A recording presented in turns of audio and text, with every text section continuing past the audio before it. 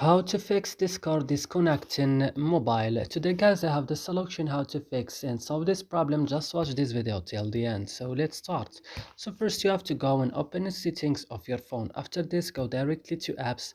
Here on apps guys, you will search just for Discord.